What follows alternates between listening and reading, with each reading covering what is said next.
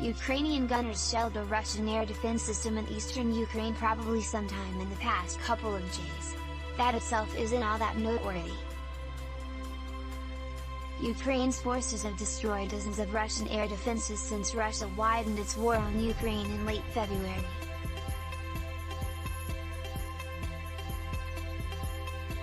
What's important is where the shelling took place, just 3 miles northwest of Russian-occupied Izium, 60 miles southeast of Kharkiv in eastern Ukraine's Donbas region.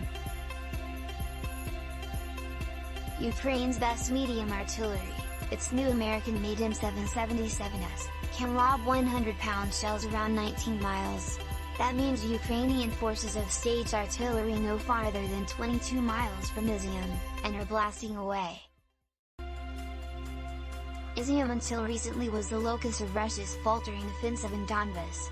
The dozen or so Russian battalions in the area, 15% of Russia's entire army in Ukraine, in recent weeks pushed through Izium then west a few miles along the P-79 highway.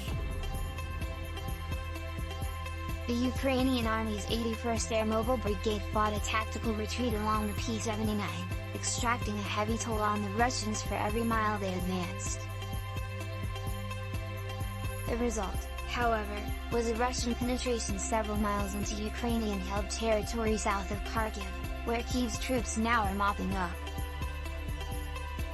The Izium salient represents a risk, to both sides.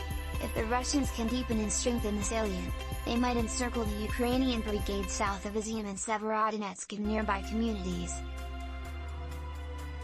Some of the best and most experienced Ukrainian units are in the Severodonetsk pocket, surrounding and destroying them to tilt the war in Russia's favor, at least in short term. But there's risk to the Russians, too. The Izium salient is vulnerable at its flanks, especially its northern flank.